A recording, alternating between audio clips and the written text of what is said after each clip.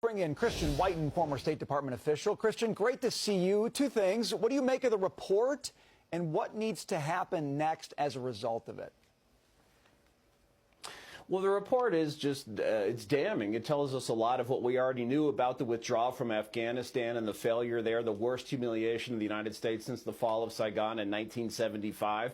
It also tells us about the cover-up and the involvement of Vice President Harris. The National Security Advisor that was just mentioned, Jake Sullivan, has said just last week that Harris was a, quote, central member of the national security decision-making team. And Harris herself said she was the last person in the room when President Biden made these terrible decisions. As for what's going to be done about it, I think it's beyond the process of the House Foreign Affairs Committee or the Congress. It's really going to be up to the people. It's going to be up to voters whether they like what they've seen over the last 4 years as Iran has marched across the Middle East with Russia, Ukraine, with China, etc., or where they want to go back to what Trump had before. I want you to listen to what Kamala Harris told CNN back in April of 2021. Afghanistan. Yes. Were you the last person in the room? Yes. And you feel comfortable? I do. Is that going to come back to haunt her? I think so. People understand, just have a gut feeling. I don't think a lot of voters are foreign policy wonks, but they know that we were humiliated. The vice president is an ex officio member of the National Security Council, along with the Secretary of State, Secretary of Defense, and others who the president appoints.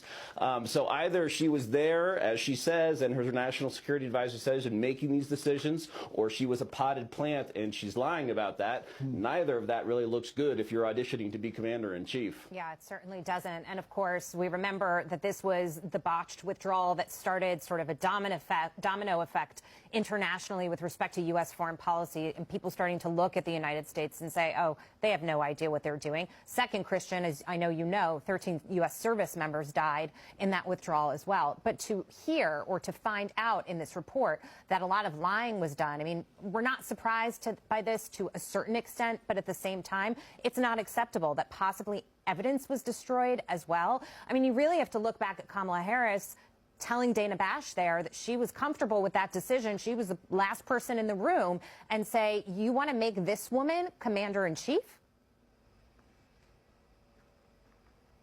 Yep, it's really just a stunning assertion. So much is not known. I think actually, we know about the 13 service members who were killed at the Hickey at the airport. But shortly after that, the administration ordered a strike that killed, I believe, 10 people, 5 of whom were children. The head of Central Command said it was a righteous strike.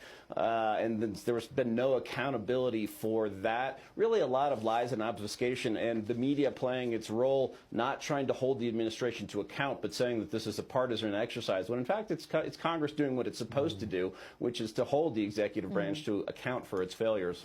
Christian, we always appreciate your perspective. Thanks for being with us today. Good to see you.